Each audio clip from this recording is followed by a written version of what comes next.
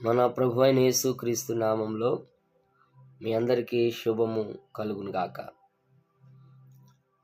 దేవుని వాక్యంలోను నుండి లూకా శుభవార్త 5వ అధ్యాయం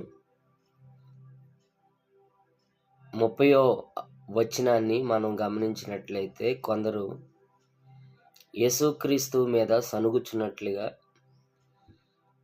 పాపులతో కూర్చుని భోంచేస్తున్నాడని, త్రాగుతున్నాడని, ఈ విధముగా పాపులతో ఎందుకు కూర్చున్నాడని సనుగుచున్న సందర్భాన్ని మనం చూస్తాం.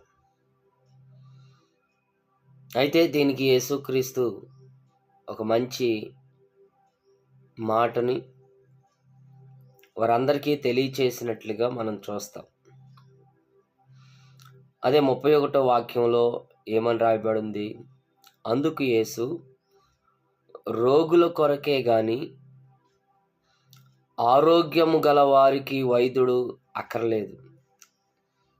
స్పష్టంగా యేసుక్రీస్తు చెప్తున్న మాట, వైద్యుడు ఎవరికి కావాలి అంటే రోగులకి కావాలి అనే విషయాన్ని చెప్తూ, మారు మనసు పొందుటకై నేను పాపులను పిలవవచ్చితిని గాని నీతిమంతులను పిలవ రాలేదని వారితో చెప్పాను.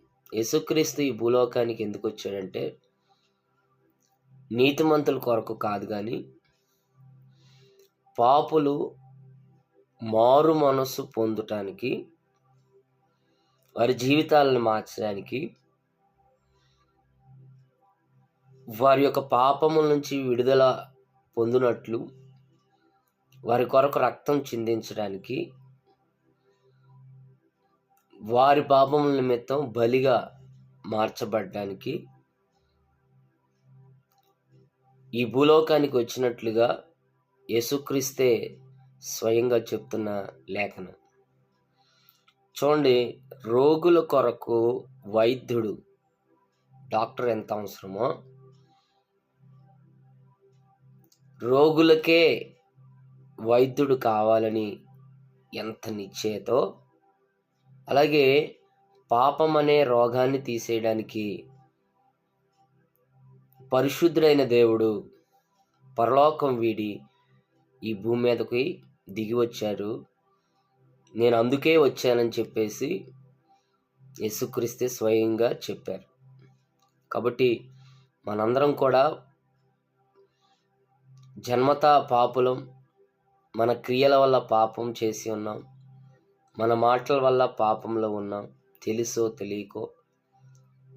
కాబట్టి ఆ పాపములన్నీ క్షమించబడాలంటే, దేవుని యొద్దకు చేరాలంటే, యేసుక్రీస్తు మార్గమున మనం నడవగలిగితే, మనము కూడా మారు మనసు పొందగలిగితే, ఆ పాప జీవితాన్ని విడిచివేయగలిగితే, యేసుక్రీస్తు మనకు చెప్పిన బోధల ప్రకారం మనము బ్రతుకుతూ అనేకులను అలాగూ బ్రతుకున్నట్లు ప్రేరేపించగలిగితే, దేవుడు ఈ లోకానికి వచ్చి త్యాగం చేసిన, ఆ శిలువ త్యాగం చేసి చనిపోయి సమాధి చేయబడి 3వ దినం తిరిగి లేచిన ఆ దేవుణ్ణి మనం ఎక్కువగా ఘనపరిచిన వారిగా ఉంటాం. కాబట్టి ఈ రోజున దేవుని యందు విశ్వాసం ఉంచినట్లయితే, మన కొరకే ఈ భూలోకంలో వచ్చి చనిపోయి సమాధి చేయబడి 3వ దినమున తిరిగి లేచని విశ్వసించినట్లయితే, మనల్ని బాగు చేయడానికి పరిశుద్ధుడైన దేవుడు మన కొరకు నిత్యము సిద్ధంగా ఉన్నాడు. ఆ యేసుక్రీస్తుని విశ్వసించుట ద్వారా మనకి పాప క్షమాపణ కలుగుతుందని తెలియచేస్తూ, ఈ లేఖనములను బట్టి దేవునికి మహిమ కలుగును గాక. ఆమేన్. Praise the Lord. అందరికీ వందనాలు.